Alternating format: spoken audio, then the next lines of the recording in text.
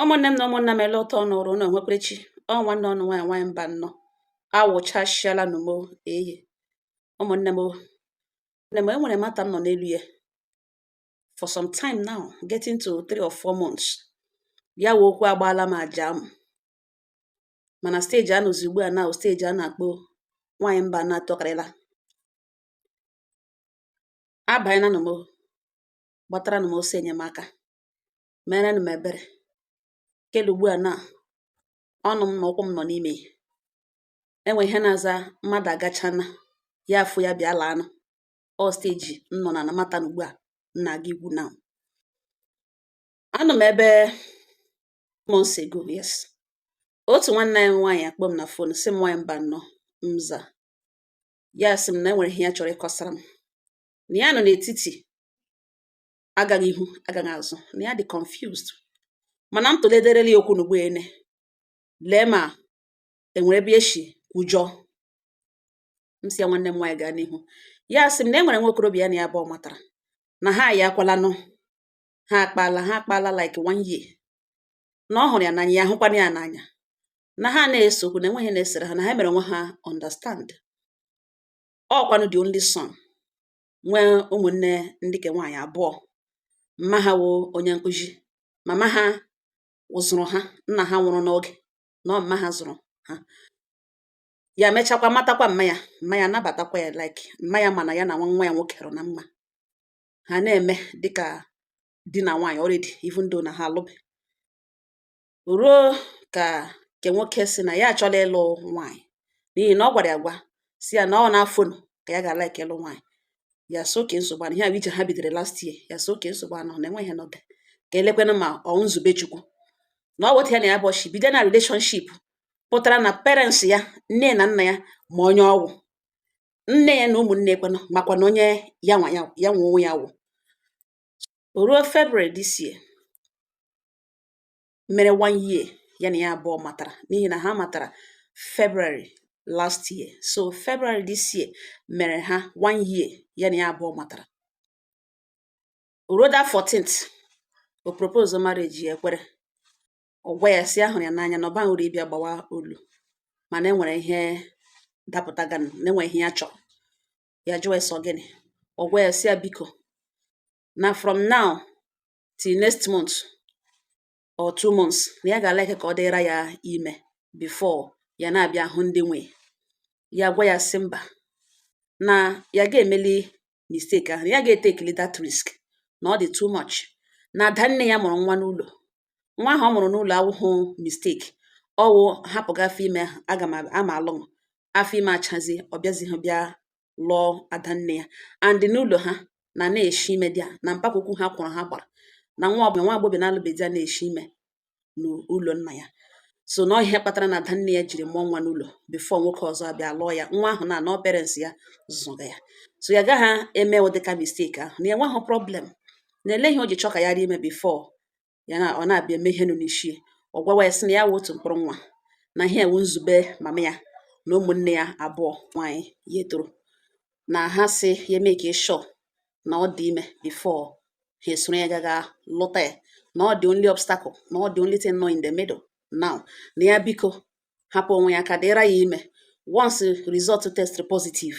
na ha ga-abịawa right away bịakwa ụgwọ isi ya gwa ya na ya ga-emeli ihe dị otu ahụ na ịhụnanya mgbe ụfọdụ na onwe otu ọ na-eshi eme no anything can happen na ya achọghị ịbịa disappoint her parents ya na ya hụrụ how broken ha dị mgbe adanne ya dị ime na nwa ahụ na-etolitele na ọ na ha agala 6 years adanne ya nwoke ọzọ lụziri ya na ya agaghị abịa na enwere oke love na-eshi eme na ya nwere ike rụ ime ugbo ene ihe ọzọ adapụta enwe otu okwu shida ọ bụrụ na ya mụrụ nwa ahụ na ụlọ the young man asị ya na ya mana ihe ọzọ ya ga-eme na ọ dị only thing nọ between ya na ya abụọ ịlụ di na nwunye ya were fonu kpọọ mma ke nwoke gwawa ya si ya mọmi na enwere ihe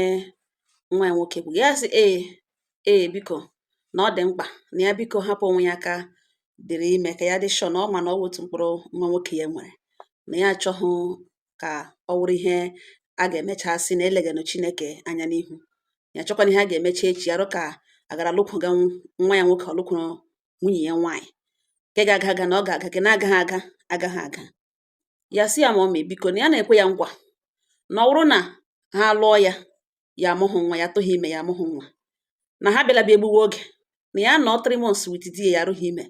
na ha divorce ya ọ lụkwụ ya nwaanyị ka ọ bụla ha chọrọ ime. The woman sị mba na ọ na-eji biri akụ abụghị ọ na-eji akwụ ya, na ya agaghị take that risk. Ya nọrọ nga kpoo mma mụrụ ya mma ke ya ka ọ sịrị esịla kwekwe ihe meganụ. Mma ya were ihe na ga kora mpa ya kpọwazie ke nwoke ya na ya bụ omege ihe, jụwa ya sị ya na nna ya sị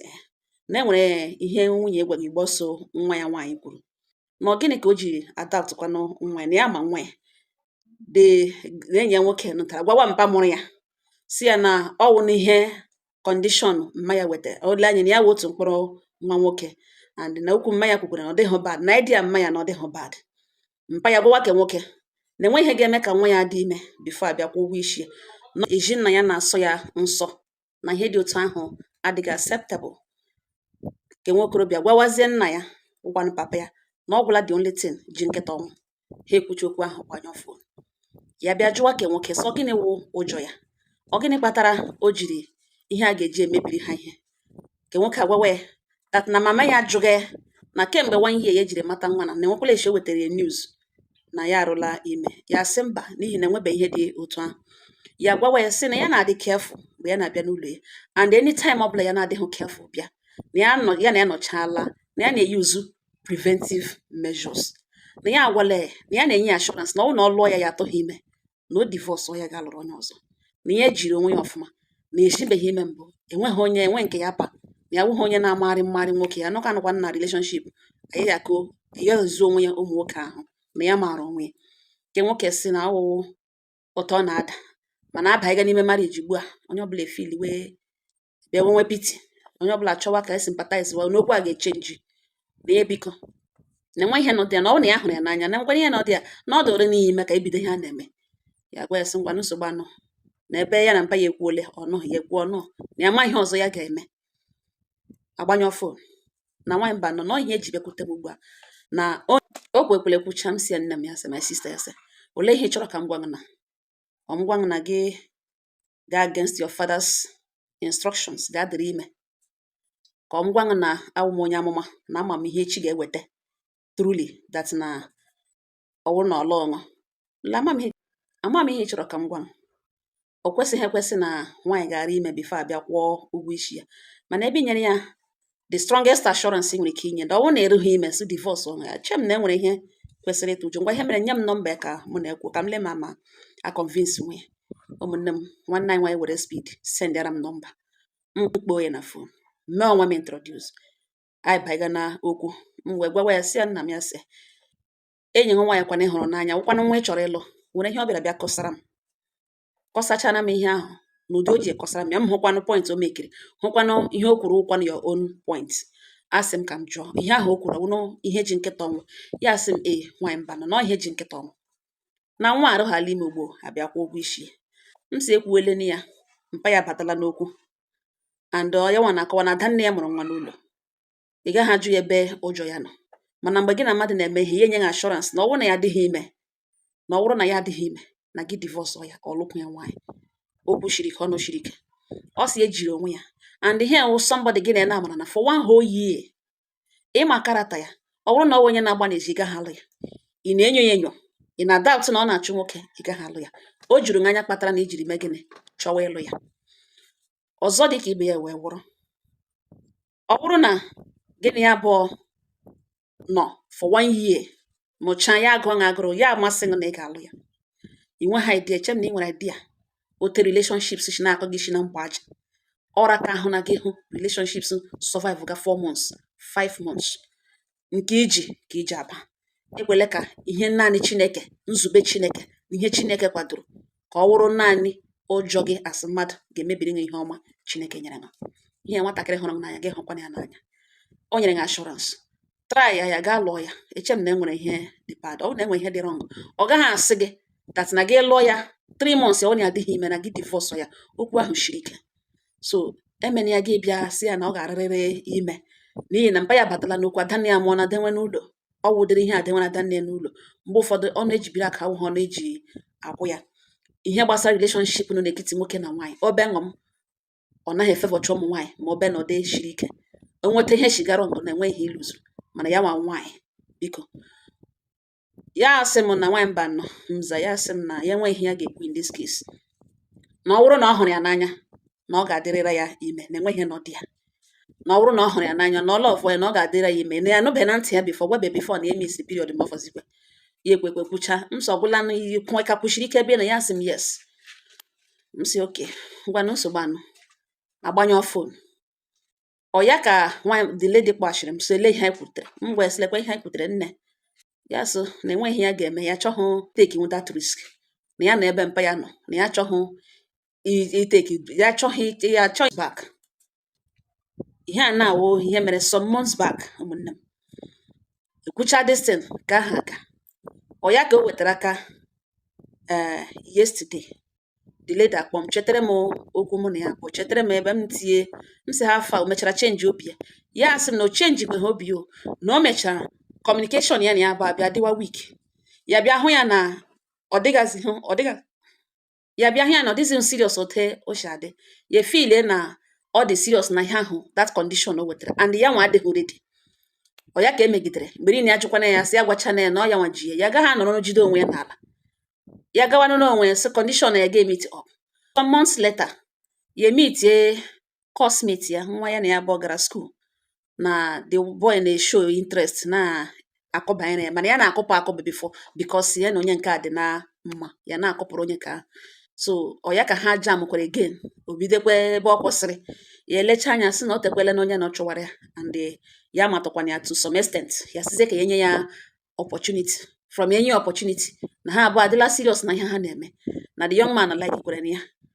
na ọ ya ka o ruru last month after some few months into their relationship this current one na o ruo last month ọ kpọrọ propose marriage ya ekwerekwe n'ihi na ya likere ya enweghị ihe o mere ya enweghị ihe ọjọọ na ọ dị okay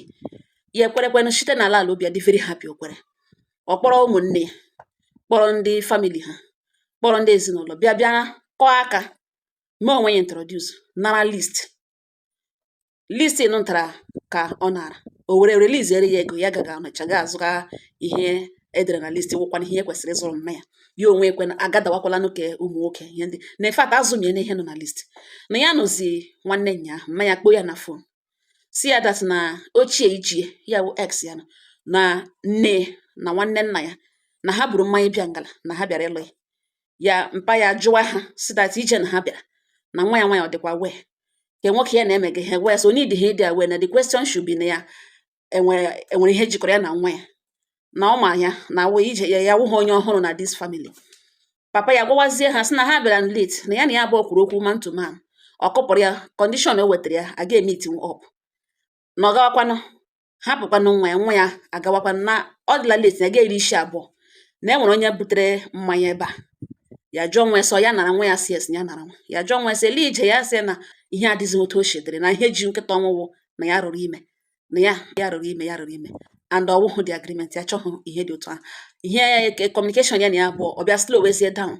igosi ya that na ọ na ya arụghị ime and ya nwakwa makwa ya ga-eme ụdịrị ihe ahụ so na relationship gwụrụ mgbe condition bịara karịa ya nara mmanya obodo erie anara anabatakwa nara were list nye ya wụ young man o metụta nga ọ gbara metụ first hand omenala na omede na-echetile ihe traditional marriage ha na ọ ga-awụ November white wedding ha na ọwụ December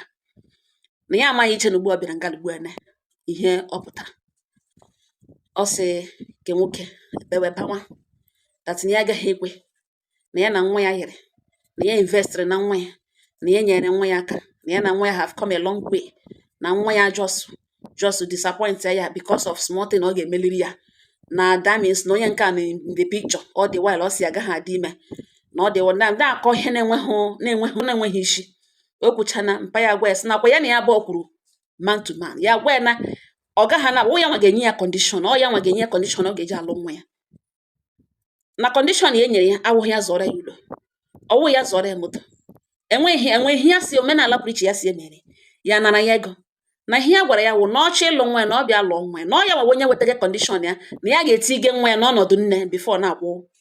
isi ya enweghị nwoke ga-eme accept such a thing na o lekwe ka 6 years anọ nga ọwụ nkwa ekwere nwa ya mere nwa aja ejiri mmụọ ya n'ụlọ ya ọ ya nwa zụga so ọ gaghị ajụ ya ihe kpatara na eji mee ihe mere na-elekwe nwunye nga ya lụrụ nwunye kwụ ụgwọ isi were ya gba akwụkwọ bifo bido mụọ ụmụ na-ele ihe young man leke n'oge ka ugbu a ga-eji chọ ka iwere nwa onye ọzọ tụọ ya ime bifo abịa kwụgwọ ya agaghị agbalị game a na ọwụ nwa ya mụrụ ka a ga-eji agba game also after the heated argument ha alawa maka nwoke na-akpọzi ya na fon ugbu a na-agwa ya na ya breki na ya agụkwa nwa ahụ ọ na-akpọzi mme ya na-akpọ ma ụmụnne na-akpọ na ya biko na ọ dịbe late na ya kọọlụ onye ka ahụ nọ n'ọf anọ n'elu ya nke nwoke bịa ntụ kpeghachi ha gwa m again m jiri gwa nọ na-abanye na m kpeghachi m sị m nwa mba nọ na mbiko na-enwe ihe ọbụla m ga-eme na ọ bụrụ na m nụrụ onwe m this lady eburu mata ya na ya bụ butere m that means na o nwere respect for me na ya amahụ na ote ọfụ ụmụnne ya niile ndị niile nwe onye ọ kọsara otu o si were mata ahụ bịa gbotoro m ya ihe ọ pụtara wụ that na o nwere respect for me na mbiko were that power na o nwere respect for me ga agbara ya na treasure na nkwu ego ole m ga-ana na ihe ọbụla ọ ga-ewe ka nwa ahụ bịaghachi back na ya ga-eme na mbiko si ya nna m esi otu ahụ eme ọnụ m iwe ikwu eziokwu otu m jiri hụta ya ọ nwoke n'ọrụ onye a gwara ịnụrụ aga m ekwu m na m na-ekwu next time akwakwala m ịjụ m sọ ego ole ka ọ ga-ewe ka ime gị sure na ihe gara ya ogwe no akpọrọ m gị gwa ugbu a na-elezi ihe chenjiri na because ị chọzi ịga lụọ ya without ya nwa adịghị ime ka ihe ị chọrọ ịwụrụ the young man ọ nabatara ugbu ọ chọrọ ịlụ ọ kedu otu ị ga-efeel now let me tell you something ka ọ hụrụ na ugboene ọ nabatara ya na ya bụ kwekọrịtara ịlụ to the best of my knowledge ọ dị aware of your history with this lady now imebiela ihe ị na-aga create danger ọ ga-efeel betrayed mmụọ ya ga-awụ na eyuzuru ya na eji create jealousy in you because onweghị ọjọọ mere this lady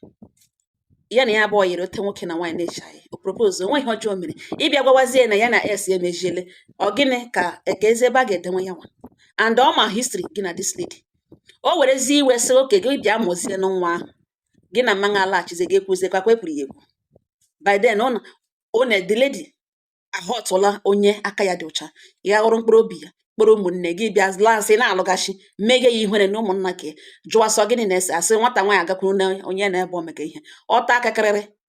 ma o nwere ike mee ihe na o kwesịghị ime by then gị na mmanụ atọ nụzie tu akwa ekwukwere ekwu ọkwa ịhụnanya ịdị ịhụna ga ama na ụnụ akwapụla ya ekretiela enemi ga-ajụkwanụ nọ so nwa ahụ ya bịanụ bịa mụ n'anya so esighị otu ahụ eme ihe mere n'ụwụ aga m ewere destin gbotowere ya my audience ihe ọbụla ha sị na ọwụ otu ọ ga-adị ha sị dị gel gaa n'ihu lụwa onye ka ọhụrụ fine ha sịkwana ya gaa n'ihu hapụga onye ka ọhụrụ bịa lụrụ m fine the lady agwala m ya na m ga-emere ya vidio na the matter o nwere otu ọ daga ka ọwa hụ otu o si bata hụkwa n'ebe m tiri ọnụ hụkwanụ otu okwu a shiri ga enweghị ihe karịrị onye a gwara ya nọ so ụmụnne m adịrị abụọ na-aga ego kọmentị a tọsa agwara m ha na m ga-emere ha vidio ke x na-abịa ọ na-abịa ibiri na comment section ya onwe ya gwanụ ke nwaanyị na-abịa ibiri na comment section biko ụmụnne m ọ wụrụ nwanne m nwaanyị wụrụ nwanne m nwoke ị ga-adụ ya ọdụ si ya na oluzuole ka ahụ oluzuole na ya chọrọ onye ọzọ ka ị ga-adụ ke nwaanyị ọdụ si ya hapụ ka ọhụrụ gakwuru ka ochie ka ị ga-adụ ke nwoke ọdụ si na ya ga-aga kweta ya ekwekwere so enwe nnọọ ihe ndụmọdụ ị ga-enye ha abụọ biko gị gwa ke nwoke gị gwa ke nwaanyị arịrịọ ka m narị unu biko na ọ nga ọha m n'ọnụ udo dịrị ọnụ